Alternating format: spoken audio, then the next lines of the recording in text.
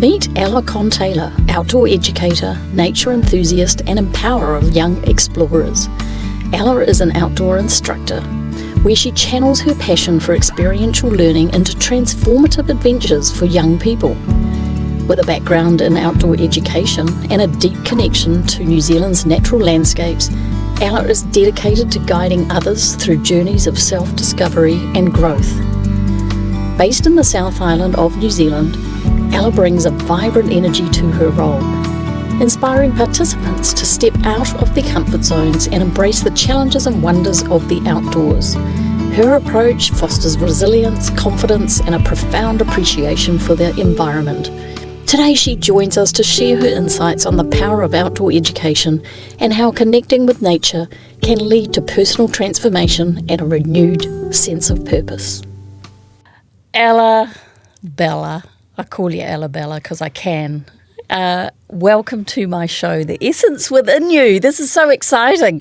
It's so important to me to have a variety of guests, and I asked you if you would come and be on the show because I know you well, but I also know what awesome messages that you can give the listeners. How do you feel about being here?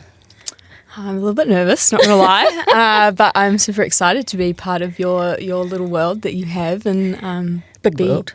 Massive, gigantic world that you have, and I get to be a part of your work, which is super cool. Well, I'm having a little cheersies. We were spoilt and given a little bubbles to have, so cheers. Cheers to you. And what I would like to say to the listeners is, I know Ella very well. You hope so? Because, yes, I think so. Because Ella is my daughter.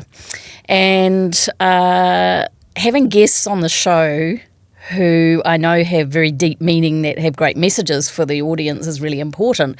But, of course, it's such a joy for me to have someone who's a family member, my daughter, on the show. So this is a really special one and kind of a reason to have a little bit of a celebration and a few bubbles. Totally. So today we are going to talk about you, your essence within you, what you do, how special it is what you do, well, from my perspective and I think from your perspective, because you're only 24. I have a lot of clients with young adults and children your age and younger. I work with some of their daughters, sons, and I see this really strong area of lack where they struggle to find a meaning in life. They struggle to find a career. And I cannot tell you how often I talk to young adults who have finished university or finished studying or in the middle of doing some work and they don't like it, but they have no idea what they want to do, and they have no idea actually how to go about it to find out what they do want to do. And I think what's remarkable about you is you knew quite early what you wanted to do, and you are now living what I call the dream, but you're living that and making it happen in your life. So I want to talk about that. So you were always a child that was light, bubbly, fun, bit naughty in a good way, and was just a joy to be around. Little bubbles always to be around is a good way to express you. At the age of 16, we had a few moving around from different cities, but at 16 you went to school and you enrolled in a topic called outdoor education. So I want to start there, and I want to ask you, what made you want to enroll in outdoor education? It was year 12. I was year 11 at the time, and you had to choose your subjects for year 12, which was an exciting time. And I'd chosen sort of like my 4 or 5 main, your maths and your biology and whatever. Ones, yeah. It'd be great for university sort of thing. And I was struggling to fill my last one, and I saw outdoor education as one of the options, and I'd had friends in older year groups that had taken it and said, it's a great subject, you get to go on camps, you get to skip school, and you get to, you get to go on these fun camps and go sit in a kayak or go tramping for a weekend or something. And I was like, sweet, it sounds like a great filler subject. So in all honesty, like the beginning of it was more of a filler subject, really, but with an inkling of like curiosity for, actually, like this could be quite an interesting one for me personally, and I guess we'll see sort of what happens when I begin that journey. Yeah, and I think that's a really great description of what I remember. It was a bit of a filler of, I want to go and do this, and I thought it was a fantastic idea because I think the outdoors has always been something that was important to me, but, even growing up as children, we spent a lot of time at the beach and doing beach things and things in nature, but probably didn't really have that connection in terms of what you do with that in your life. So tell me, you were at school, 6 months into the outdoor education course. What were you discovering? So much. I guess the first couple of weeks, I do remember like coming home and, sharing about these cool things that we were learning to do. Scary stuff like learning how to roll a kayak, being upside down and bring yourself upright, or learning how to rock climb, stuff that I hadn't actually really done much before. PE at school gives you a little bit of a taster of, I guess, more basic stuff of that. But I guess, yes, 6 months into that subject, I realised it was actually a career path, and my dreams of being a physio were crushed by the careers advisor that I'd seen because I didn't take science through school. When you could choose like what subjects, I didn't take the chemistry and I didn't take physics, which apparently you need. And so she pretty much told me that I couldn't be a physio, which is what I'd sort of always wanted to do. So this sort of opened my eyes to like, you could do this as like a job. I could go rock climbing for a day and be paid for it. So yeah, that sort of was the beginning of wanting to explore that space more for what is now picture. Yeah.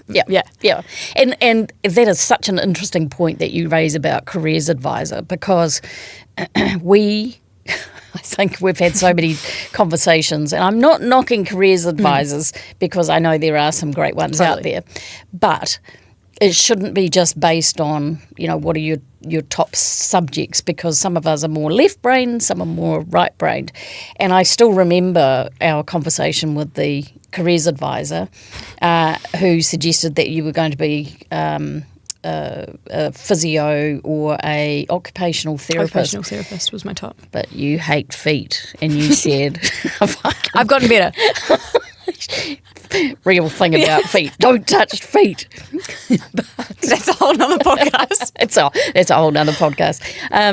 But it's interesting how all of that advice was so wrong based on you. And the interesting thing is we had that same experience with our son.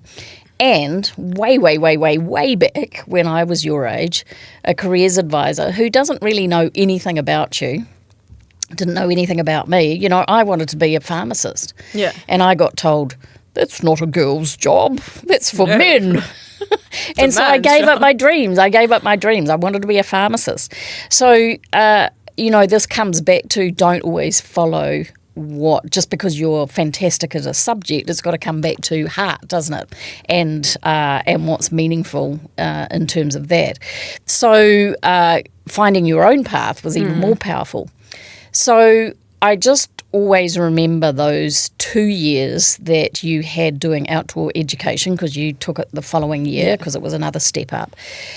But you had an amazing mentor. Oh. Tell me about that and how influential that was. So my outdoor teacher at school, he he genuinely set me up for where I am now. Like I owe my passion, not fully, because a lot of that has come from the drive from myself, but he opened me to this space, and like he could see that I had this different sort of passion or interest in the subject and what we were doing than, say, other people who genuinely were there as taking the subject as like a filler subject because it was a space where they didn't need to do multiplication or whatever. And yeah, I am so grateful that he took me essentially under his wing and was like, you know, pulled me aside for a chat and was like, I can see that this is hitting you different, and I want to be able to harness the skill and the passion that you're finding for this educational space, and I want you to push yourself more than I would for other students because, he could see. He could totally see that, and at the time I probably didn't quite realize how far that would go. Here I am now, 7 years, whatever, how many years later.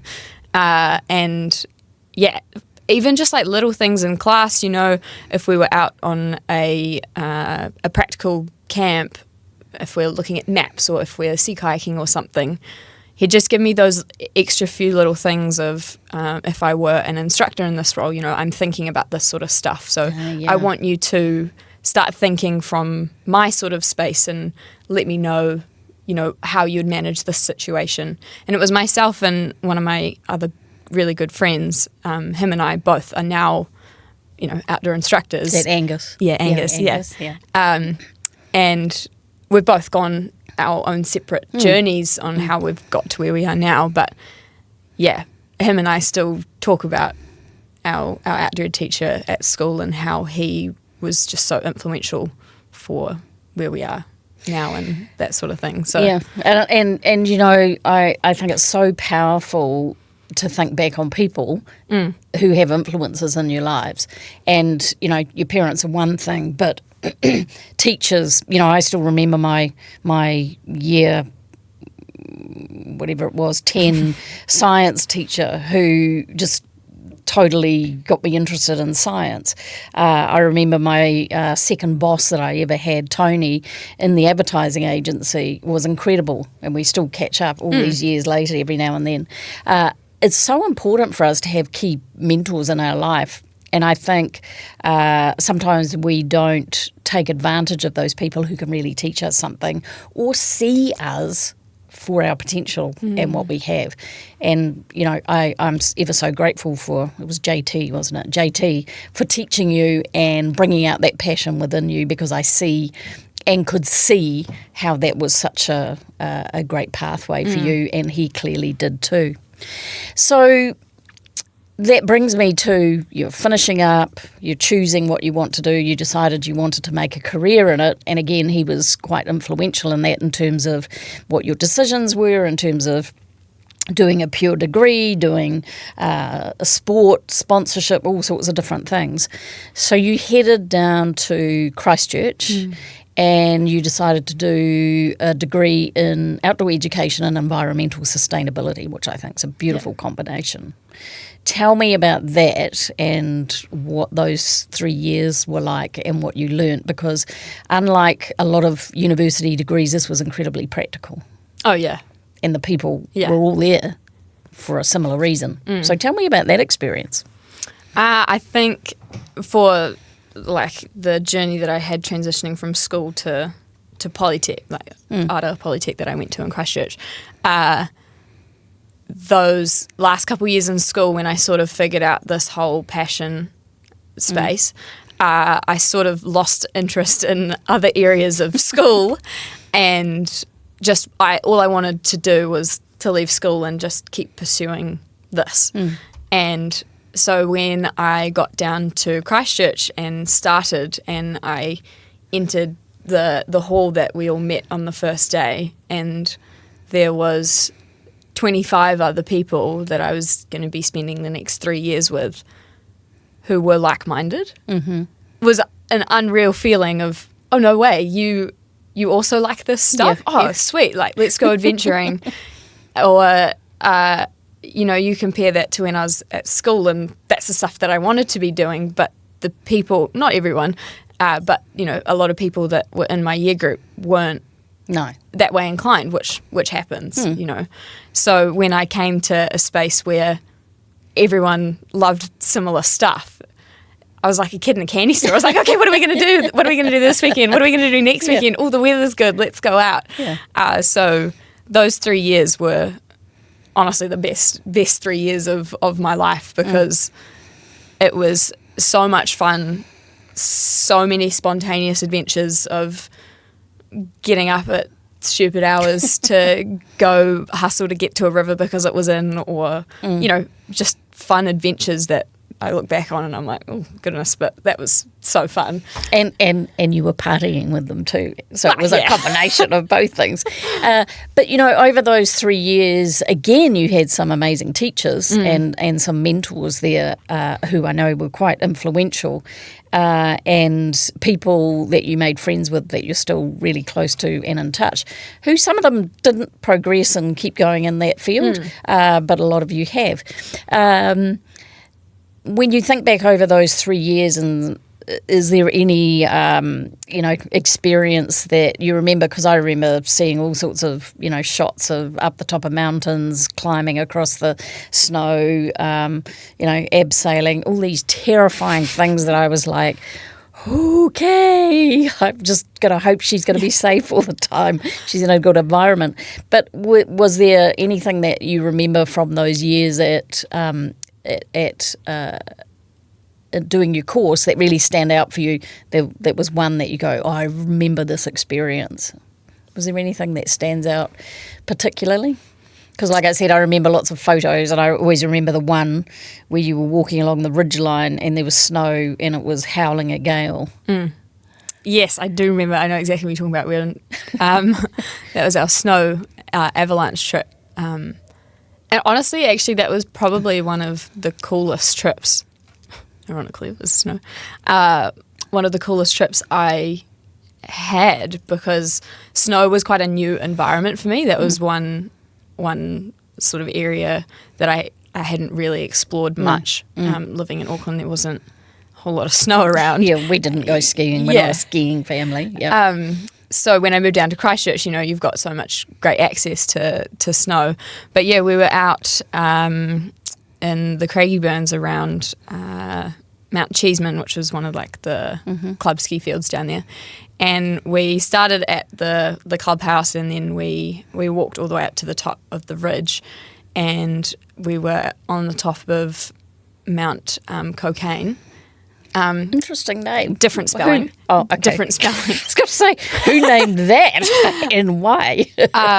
And yeah, you just looked out and it was 360 of these snow-covered mountains, and I've never experienced that.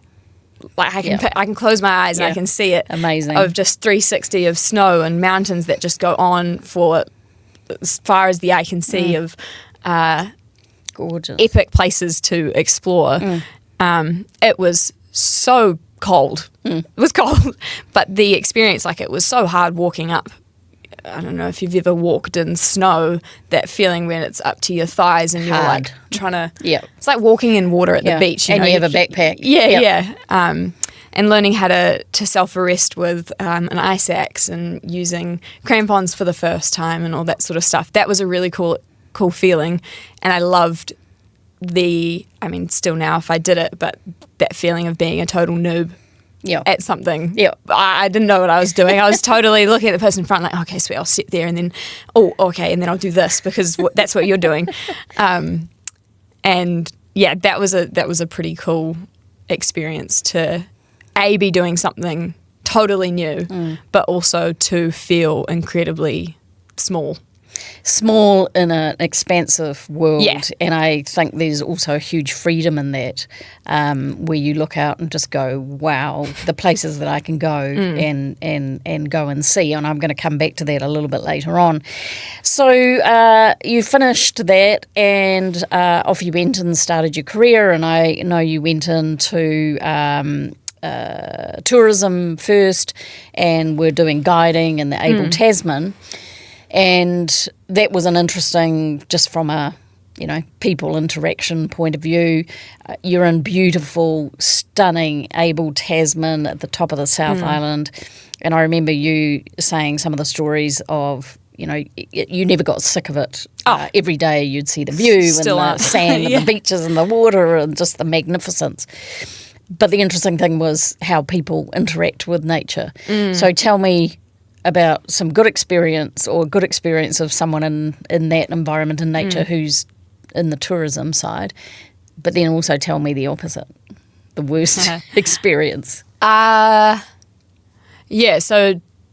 tourism was a space that I hadn't done before, but when I finished my degree, I had done instructing in my holidays, when I was back home for those 3 years. So I wanted to change it up and try a different area within the educational space. So went into tourism. I was sea kayak guiding, did a few seasons there in the Able Tasman, which I'd been to once prior. Amazing. That was at Polytech, and when I was paddling there, I was like, wow, I need to come back here.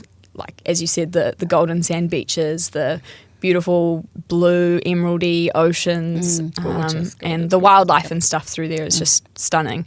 So for me, being in that environment more or less every day or 5-6 days out of my work week, I still didn't get sick of it. But then people would come from all over, and that feeling of joy and appreciation that you see in them of, I had, clients who'd tear up when they step off the beach beautiful. Or get to a lookout, because it was like, holy, this is unreal. And especially clients who've come from overseas who maybe aren't near any ocean or live in a concrete jungle, so all they're seeing is some walls and a window and their little houseplant in the corner. Meanwhile, they're standing under a tree that's, 80 metres tall, and wondering, how the heck did that get there? What's its story? And being able to share that passion and still feel that joy. Yeah. Which I still haven't lost, taking students out now. So that feeling never got old, and I loved being able to share a bit of nature. Yeah, with those people visiting who didn't know what to expect, but sometimes were totally awestruck. And then on the opposite, you got people coming from overseas, and they were on there, and what was that like? You had a few experience, quite a few experience, probably more than what we realise. But what was a really bad experience of people complaining, or you're in this incredible environment and you go, why are you here? Yeah, I mean, people who just couldn't put their phones down, or couldn't go without not having service. And some of the first questions that they ask, when they get to base in the morning before we actually get into the park, was like, where's the Wi-Fi? Is there signal? Can I charge my phone? All this sort of stuff. I'm like, bro, do you know what you booked for? Like, do you know where you're going? But just coming into a natural environment, yes, there's spaces all around the world where you can get signal, but when you're going into a remote national park, I don't know how you could expect to find Wi-Fi by a tree. But actually, why can't you just be present and enjoy it all? So that was definitely a challenge, is managing technology, and also, I guess the opposite to what I was talking about, the positive side was like the negative side of people not really appreciating the nature that they were in. And it even came from Kiwis of being like, oh, this looks like just like the Coromandel. You're like, no, but it's not. Like, this is way better. And I guess that the get home-itis of, okay, I'm done now. I just want to be at the lodge now, or I just want to be having a hot shower.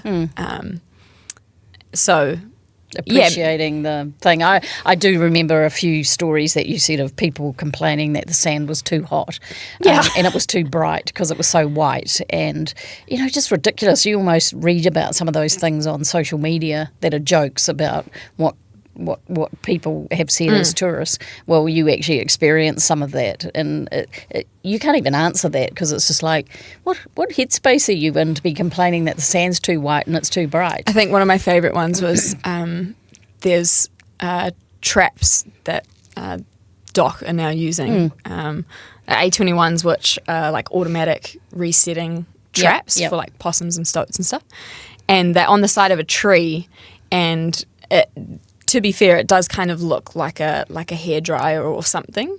Yeah. And we walked past one, and there was a woman who walked past, and we were kind of close to where we'd stayed the night before, and she genuinely thought that it was a hairdryer in the bush. Excellent. Yeah. Hairdryer just hanging out on a tree, just waiting for someone after their swim. Yeah. And she was walking over to it, and I was sort of like keeping an eye on her. I was like, don't put your hands up in there, or don't, you don't know. You get nasty surprise. Yeah. And then, she's like, oh, how do I turn these hairdryers on? And I was like, okay, I can tell that you're actually not joking. So, yeah, people sometimes. It's just great. You moved out of tourism and you went where your real passion lies, which is where you currently are, which is at Whenua Iti Outdoors. And tell me about what they do. So Whenua Iti Outdoors is a non-for-profit organisation or outdoor kind of centre, I guess, based out in Motueka out of Nelson. And we work with schools, mostly schools, based all around in Te Tauihu, so top of the south, ranging from the west coast to Golden Bay, Tasman region, Nelson, all the way over to like Marlborough Sound sort of way. And all ages and stages of students who are at school, and some who are homeschooled or come from government-funded programs and that sort of thing, and it's giving them an opportunity to connect or reconnect with nature in whatever way, shape or form that is, whether it be an adventure activity or just like team building stuff. It's a wicked company that provides outdoor experiences for rangatahi, for youth. Yeah, it's amazing. Such a heart-based business, and also just doing such good. And I think a lot of people know, if you live in New Zealand or Australia actually, about Outward Bound and how a lot of young people go to that to discover themselves and get over confidence and things that have happened in their life and get clearer on their strengths and how they show up in the world. But your programs are different to that, but have a same relationship of where you're teaching people about the amazing nature and how good it is for the soul if you want to connect with it. And so the work that you do there will involve hiking, camping over for 4 or 5 days, doing adventures, bushcraft. I know you're an instructor in kayaking, whitewater rafting, you climb, you cave, you have your bush first aid, and you have your license to drive buses. Oh yeah. And in fact, you even told me yesterday I could drive a concrete truck too. It's like, okay. Amazing. You're only 24 and you've got all these skills and certificates and training and everything at 24. I just find that amazing when there's still plenty of people just wasting their bloody life away when there's so much to have out of life and connect to if you really want to. In terms of your work, there's a really strong sense of purpose there for what you're teaching. and what you get out of it yourself and fulfillment. What do you think is the feelings that you have when you see some of these youth connecting with nature? How nice is it? What do you see? How do you see? What are some of the amazing changes that you see in youth when they're really into it? I think we're super lucky because the types of programs that we have, we offer over 40 different types of programs, and each one of those provides a unique experience with the, I guess, the foundations of the same sort of stuff. But each branch will sort of target a slightly different growth space. Yeah. But across the board, I guess there is a growth in self-confidence, because quite often a lot of these programs that we run are students coming from different schools and then forming one group. Right, so they don't all know each other. It's not like a whole classroom from one school coming. Which is great because it puts them out of their comfort zone straight away. The confidence that we try to foster to build up, to be able to interact with people that they haven't met before, or learn a new skill in an new environment. Because quite often these students haven't had experiences in these sort of areas. So, lots of personal development seen, and that's a lot to do with them, because them applying and committing to the program is a big part of it, and we can only do so much in terms of the buy-in for that.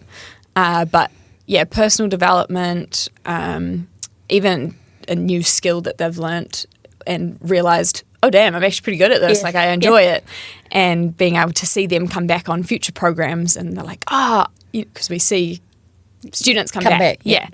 And for them to come back and be like, that place that you told me to go explore, I went out with my family, or I took my sister out into the bush and we walked where we went, and so they're applying it, which is really cool. So, in my world, that's about having that ripple effect. And that's what I love about what you do, is you're having a ripple effect, not only on those, the youth who are coming, the kids, but it flows into families and their life and everything else. And what a cool thing to be facilitating. Yeah. And ironically, it kind of takes you back to where you were when you were at school and you were learning, and so the circle kind of goes around, really.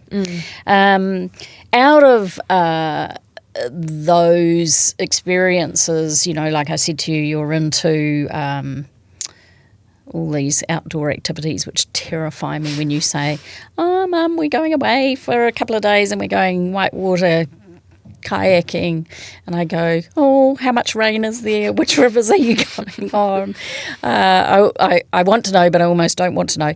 But tell me, out of all of these activities that you do, what are a couple of your real favourites? From my personal time? Personal time. In your personal time. Ooh, tough question. Recently, at the sort of start of this year, my partner and I, who is into the same sort of stuff, we went sea kayaking around D'Urville Island, which is the island sort of, I guess, east of the Marlborough Sounds. Yeah, top of the South Island. Yeah. And it's about 100k circumnavigation around the whole island. And it's quite exposed, isn't it? Yeah. Like open ocean on one side. Yeah. On the west coast. And you either start or finish, if you do the full loop, with French Pass, which is known for a pretty strong tidal current. Oh, it's a bit gnarly, that, yes. Yeah. So we'd planned for 6 days, but we ended up doing it in 4. But when we set out, sea kayaking is probably one of my favourite pursuits, but it has to be probably one of the most memorable trips I've ever done, because we got some unbelievable scenes of the open ocean, and you look out and all you can see is just water into the horizon. You look around and that's all you can see. And that feeling of feeling small, hits you. Hits you good. And on Especially when you're in a little kayak. Yeah. And when we got around to the west coast, which is the exposed side, because all there is Tasman Bay, which goes for ages. To Australia. Yeah. And you came around the west coast and just looked up to these 100-metre cliffs, more than 100 metres probably, actually. You look up, and if you were to take a photo of that, you probably couldn't even see us in the kayak from a distance, because you're just like this little rock, this tiny little speck in this whole scheme of just D'Urville Island. But when you start to ponder that concept, it's like, well, no, I'm actually this tiny, tiny, tiny little speck in this whole big world. Yeah. And yeah, that was humbling in a way of, okay. I am actually that little. Yeah. But And you were seeing stuff that not many people do get to see, because not many people do that trip or have the skills or have the appetite to be going around that island, because there's nothing on the island, no facilities at all, is there? there's a couple like dock campsites, but it's there's farmland and that sort of thing. But a lot of it, especially around the coastline, is pretty rugged. Like we saw 2 people the whole 4 days. Amazing. And yeah, like the fishing out there was so good. Fishing off your kayak. Fishing out of the kayak, catch dinner, catch lunch, get the mussels off the rocks that we paddle past, and yeah, the good that it did for the soul of just being out. We tried to live off the land and the ocean as much as we could, so it was rice and fish for dinner. Ooh, what's for dinner tomorrow? Rice and fish. Rice with and a side of mussels. mussels or that sort of thing. So feeling self-sufficient was a really cool feeling. And being able to have a fire made out of driftwood every night and just camp and Yeah, beautiful. You get that real sense of, as you say, being small, but also freedom and just being with nature. And I think some of the things that you've experienced, a lot of people haven't. This brings me to still talking about some of these personal experiences that you have, because Jason, your partner, are often going off on adventures. You say, I'm out of contact for 3 days. It's like, okay. But, I've seen photos of that you've hiked like to the top of mountain ranges and you're above the cloud line. Tell me about that and what that's like, because, having adventures like that, I don't think many people experience. So tell me about that. What is it like? Like, I have a thing in my mind, but what is it actually like when you're up there on your own, getting up there, being there, sunsets, sunrises? When you talk about that, it takes me to a place in the Wharepapa range, at the back of the Kahurangi range out in the South Island. And we had tramped in the day before up a track called Chummy's Track, which was about 5 hours of relentless, almost vertical tramping. Commitment. Sweat city. But with a pack on your back. Yeah. And we stayed in a hut that night, and that hut was just next level. Pretty basic, but all you needed, we cranked the fire and just the 2 of you. Yeah, had this little window that looked out to the rest of the mountain range and to the next ones along.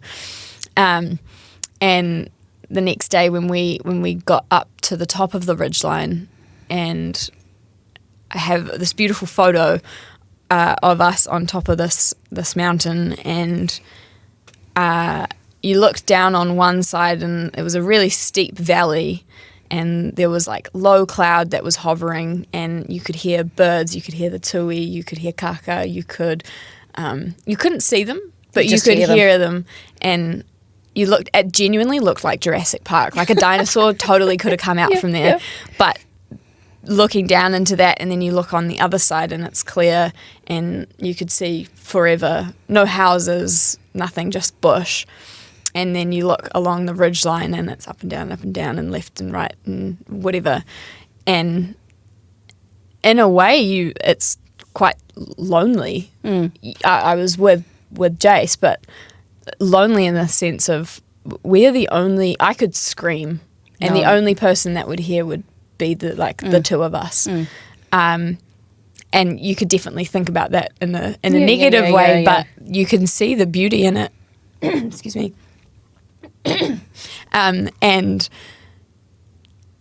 yeah, that you close your eyes and you can just hear nature. You can't hear the cars going past. You can't hear people taking the dog for the walk, or little things like that end up being white noise in your day-to-day life. But when you take it all away, what you're left with is what our ancestors only knew. And what you look around and see these tiny little berries on the ground was what nutrition value of that for them. Or you see a leaf and you're like, sweet, we need to take that because it's quite a it's almost like a history lesson. Yeah. In a way. But so good for the soul. I can imagine that with so many stressed people in this world, that if you could transport them and plop them up there, some people would freak out because it was too disengaged. But I'm sure if you left someone there for a few hours just to contemplate life, it would probably be quite magical, because it's a magical place to be. And how often do we ever get to be in nature so far away with no one else, and all you hear is the world around you in terms of nature? Yeah. Pretty special. Yeah. Going on the opposite side, what's the quietest place you've ever been? Probably underground. Underground? In a cave. See, caving, I've done it once, and I think when you were at school and I was doing a school trip, and never done it again, can't get excited. I have been to the Waitomo Caves, but I can't get excited about that, a bit claustrophobic, sort of like under the ground. What's caving like? Tell me about caving, because you have some incredible caves down where you live. Oh, some of like the best cave systems in the world. That people come from overseas and spend. Yeah. I think you said to me, there's people who spend 3 weeks or underground.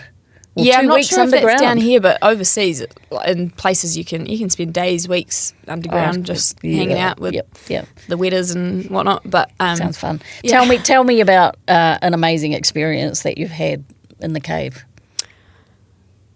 Honestly, just sitting in genuine, complete silence, aside from maybe the slight shuffle of your overalls brushing against each other, or a drip of a stalactite dropping or something. So the quietness. We have a cave that we use for work, and there's a place called the recording room. Ironic. Yes. And it's known as the recording room because of the silence. I don't know if the correct term is the silence you hear or the silence you feel, or both. But you sit in there and turn your torch off. So you're sitting there in genuine darkness and genuine silence, and your brain's telling you, if you put your hands out in front of you, that you can see the outline of your hand, but it's lying, because there is no natural light, and if you turn the torch off, there's no artificial light. And if you turn your bedroom light off at night, you think it's dark. You can make it out if you eat enough carrots. You can see what's around. But in the cave, it's like the only thing that you can hear, I guess, is your own breathing. The slight bump of your heartbeat, or the breath that you or whoever else is with you. Wow, that's quite powerful, isn't it? It can be a lot for some people. I can people imagine don't it'd be too much. Because maybe they've never experienced that. And I remember the first time that I've felt that feeling. It's quite confronting, because you're like, no, where's that white noise? How am I filling the space? I need something that's like stimulating the brain, I guess, because it doesn't know what to do if it's So doesn't have something to process. Yeah, and I can imagine it would give you that feeling. You close your eyes and it's dark anyway, but even if your eyes are open, it's pitch black. You don't hear anything apart from your own breathing. You could be anywhere. Yeah, you blink and you're like, did I blink, or was that just my brain telling me because I can't tell? That's quite a crazy concept when you think about it. Pitch totally. black, absolute quiet. All you hear is yourself. Mind blowing. Yeah, I can imagine. Take you one time. Yeah, ooh, not sure about that. You also meditate, which is, I think, again, a lovely quality. You know, more. I'd love to see more young adults meditating, kids learning meditation at school. I know they do in some of the Asian countries. And it's phenomenal in terms of teaching how to calm the mind, be present, and just in that space, and from a stress release point of view. Do you meditate in nature? Totally. Yeah, and do you find it's different from when you might meditate at home on the couch, or?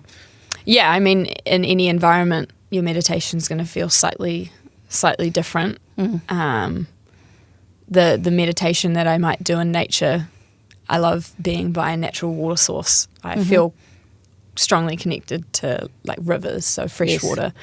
And so I love sitting by a river and hearing like the flow of the river coming down and hitting the rocks and that sort of thing. And even if I'm with students, I love being able to experiment, trying to get them to sit still for, even if it's just a minute. And just listen. And, enjoying that stillness.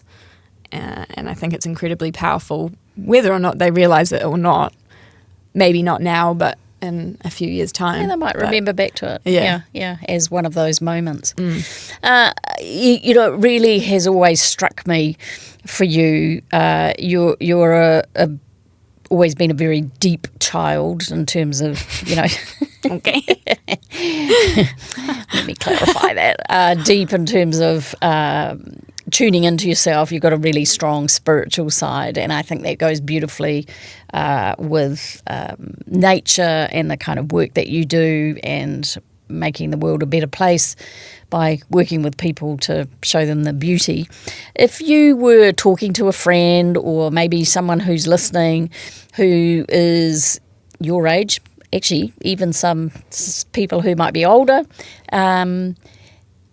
is there any particular advice that you would give them about finding their passion in life or connecting to something that has meaning?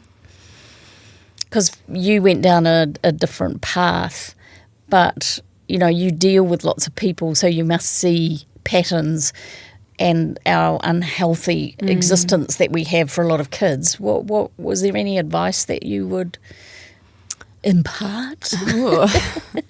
I would probably start with let go of expectation. Let go of the pressure that you may be feeling from, I mean, for a lot of kids, it may be parents, their expectation of, oh, well, this runs in the family, so you should just go do this. Or maybe it's pressure from themselves that they have really good grades, so they need to utilise that in whatever sense. Or maybe they're just feeling the pressures of the world and feeling like they have to do something that will impact in a positive way. Yeah. And I'd start with let go of expectation and let go of that pressure, which is way easier said than done. Especially in peer groups, eh? Yeah. And come back to basic, of come back to heart of what is it that you enjoy, what do you feel passionate about, and follow that I guess train of thought, brainstorm ideas of what those things are. What would you do in your free time? You like to go, I don't know, you like to go into the bush, or you like to, or you like drawing, read, or yeah. And you know, there's the saying of if you do something you love, you'll never work a day in your life or something. Absolutely. Yep. And I feel like I do that for the most part. But if you can find something that you enjoy and you feel passionate about, then it doesn't need to be the thing that you're going to do for the rest of your life. Yeah. But start with that, and it'll open up doors or make you realize, oh, actually, like I haven't explored this little bit of art, or I haven't explored whatever it is. But yeah, come back to you. The true you, in terms of not what everybody else expects, not what your friends are doing, not what everybody else wants to do, not worrying about whether you're nerdy or whether you're going down a path of people saying something about being judgy. It's actually connecting with, actually, I'm interested in that, or I like that. And I think that's really good advice, because often our external environment actually moulds who we show up in the world as and who we think we need to be or who we should be, that awful should word, and peers, peer groups are so harsh in terms of, I mean, at the end of the day, humans are social animals, so we have, primal. Social, primal. It still goes back to that of, no one breaks outside of that and be different. And I had a great example of that the other day of someone, one of my clients, who said to me their daughter had been caught at school vaping, and their daughter is always, a really good person, and it's not saying that she was a bad person that day, but she made a different choice that wasn't aligned with who she really was. And when they had the conversation about it, she said, I felt pressured to do it because the group was doing it. And and it was like, you want to be cool, you want to be fit in, you don't want to be a reject out of there or teased for, you're not this, that and the other. And she said, I did it, and the moment I did it, I just thought, this is not me. Why am I doing this? Why can't I, I think school is one of the hardest places to be in that space, because that social pressure is a huge thing. But it's also, I don't think you have the tools or the communication to be able to say what you want to be able to say. So, for example, I had a conversation with her and I said, would you have felt better if you had something that you knew you could say and felt really powerful? She said, absolutely. And I said to her, you could have turned around and say, because she's really sporty, and just say, no, my sport's really important to me, and my health and my fitness are absolutely key. So you guys fill your boots, but it's not for me, because that's. And she was like, "Oh yeah, why didn't I think about something like that?" I know, hindsight's a bitch. But it is teaching people how to stand up and be okay to be who you are and what your passions are, and follow them, not be feeling like you need to be one of the pack, for sure. Yeah. So if you think about you and your essence, the essence within you, nice. What do you think are some of your personal qualities that make you who you are? I know this is always awkward when people talk about yourself. I don't talk about myself, but what are some qualities that you think make you who you are and be able to do the work that you do? I'm going to divert the question, but then I'll come back to it. You do whatever you like. Okay. I think in any setting, but in an outdoor setting, there is no box you have to fit into, because what you bring to a group or bring to a workplace, is super independent and personal. Yeah. For me, I guess what aligns with the work that I do, I feel like I have patience. I think patience is a pretty big thing because you are working with so many different humans. Yeah, personalities. Abilities. Thoughts. Everything. Yeah. So patience is a quality I feel like I have. I definitely have to be flexible because of the different ages, stages and life and whatever you bring to a group. If you've got 14 different humans bringing 14 different things, then not one box is going to fit everyone. Yeah, true. So being able to be flexible and adaptive. Okay, this game is not working. Let's move on. Or you might plan a trip and you start part way of, okay, we're going to tramp to this location, which is 3 hours away, and you start walking. You're like, okay, it's pouring with rain. Yeah, let's change plan. We're gonna walk half an hour. We're gonna set up a mean base camp, and we're gonna do stuff that is more isolated than flexibility or adaptability. And I'm gonna give 3. Okay. Yeah. And I would say kindness. Kindness. Yep. You are a very kind person. Yes. Kindness because the things that people feel that they experience on a program, if it's an outdoor pursuity sort of, if we're climbing, that is quite a vulnerable space for people. If heights is a fear for someone, if they're in a group that they haven't met before and you tell them, okay, sweet, the other 2 people that are over here, they're going to be belaying you, so they're going to be holding you on the other end of the rope. When you're climbing, which your life is in their hands. Yeah, hugely foreign for people to be like, are you kidding me? These 2 people that I met, I don't know, 4 hours ago are now going to be like holding me.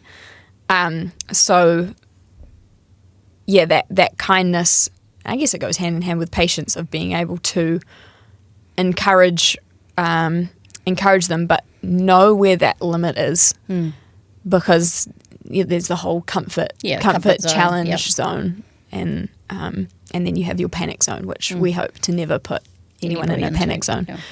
But finding that balance of that comfort and challenge zone in a setting that can be scary. And I feel it sometimes, not necessarily at work, but like in my own time, like when I was mountaineering and I was on top of a mountain that was 360 snow, and they're like, sweet, we're going to head back down and you're going to go on your side and you're going to self-arrest and catch yourself. I'm like, hell no. I've felt that, and I think it's so important that everyone feels that. But being able to manage that with kindness is huge. Yeah. And I think kindness is such a beautiful quality. And, I know it's thrown around a lot, but I think people also misinterpret what kindness truly is, because you can say you're a kind person and the next minute say something horrible about someone behind their back, or social media is the worst place, and keyboard warriors and things that people say, I have no time or space for that, because I just think it's such a reflection in the mirror moment that if you have the ability to be nasty to someone, say something nasty, write something nasty, then it actually is a look in the mirror moment of what does that say about you. And it's something that I teach a lot of my clients about, of not taking on board other people's thoughts and opinions that are so negative. So I think kindness in your world is absolutely key. Yeah. And you are a very, very kind person. So now I'm going to ask you some really hard questions. Okay. What's the worst thing you've done in your life that I don't know? Next question, please. No comment. I'm just joking. This is not a. Oh, by the way, I should tell the listeners, this laugh that's like on a 1 out of 10. But Ella's nickname when amongst her friends and at work is called Goose, because she has this huge laugh. Honk. And you do not want to get the both of us going, because it will go on for a bit longer. It will never stop. It will never stop. But it is so much fun. Even though you're 24, My final question for you. Ooh. If you knew that the last chapter in your book was coming and your book was going to be over, your finale, what legacy would you like to leave behind? What would you like to be known for? And I know you're only 24, so that's kind of a big question. But I think it's important for everybody to be thinking about that throughout their age and stage. What do you want to be known for? I have this great exercise. I'm just going to divert for a minute, but we'll come back. It's still related, but I have this great exercise that I do with clients about saying it's about how well do you know yourself. And the first question is about if you were at your work farewell, what would people be saying about you? And it's quite a hard thing for most people to do because it's talking about ourselves, and most people aren't comfortable about that and their qualities. And then the second question is if you were at your own funeral, what would people be saying? Because actually, how often do you go to a funeral and you go, wow, I never knew that about that person. And then you go, oh, I wish I'd got to know them a bit more because actually I missed out on a whole lot. And I think we generally do miss out on the real heart of people. And then the third question is, what do you know about yourself that no one else knows? You know, those secrets that you keep. But anyway, I think it's a great question at whatever age you are, because it doesn't matter if you're 15, you're having an impact on the world around you. If you're 24, you're having an impact. And if you're 80, you're having an impact as well. And so it's a good question to ask where you are right now. What would you like to be remembered for? The crazy nature lady. The crazy lady. No, I think, and I know you just said it, but my laugh, my honks are gonna your honks echo forever. Yeah. I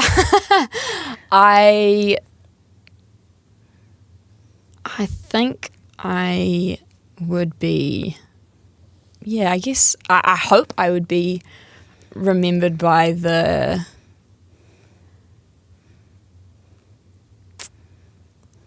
maybe encouragement of connecting to nature. I think, people say, oh, we need to connect back to nature or connect to nature, but we are nature. So connect. Oh, yes, yeah. We've come from somewhere. So connecting back to the roots. So bringing people back into that you'd like to be known as bringing people back to that connection with nature and its power because you've experienced it. Yeah. And there's so much more to experience and explore, which I'm so excited for. But so I love that, and I think you'll definitely be known for that. But you just touched on what's next. What are some big things that you're thinking that you'd like to achieve or do? The future. I would love to walk the length of New Zealand, to the Te Araroa. Yeah. Walk the just under 3,000 Ks of New Zealand and spend 6 months doing it. I would love to go to Antarctica. Potentially. I'll come on that trip. Yeah. Sea kayak guide down there. We'll sea kayak, yeah. I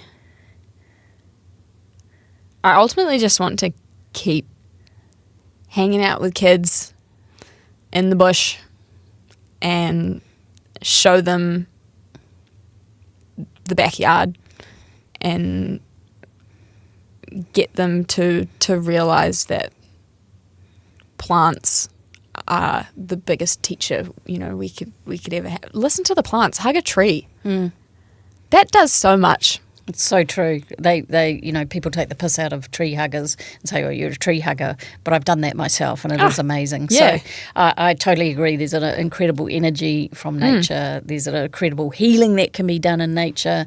There's inspiration in nature. And I think you're just living the dream. And I really hope that you continue in that path because I think you have so much to add and so much power within you to share with the rest of the world. Now, I have a little gift to give at the end of the show, and it is a quartz heart. Oh. And I give it to you with my love because it's about reminding you the essence within you is about heart and connecting in with what's so important. So when there are times where you might feel that you're not so connected or life's feeling down or you're not going in the right direction, connect back to that. Remember this show.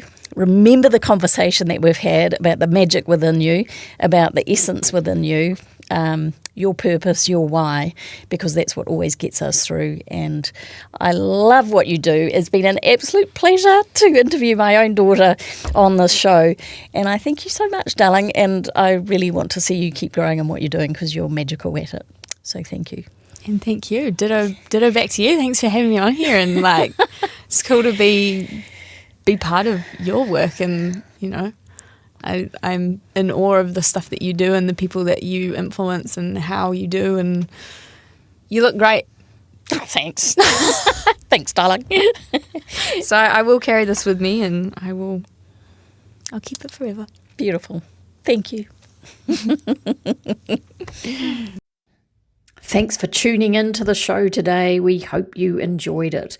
If you'd like more of this, then subscribe to my channel or click on the QR codes for more tips, tricks, and strategies on how to lead yourself stronger through life.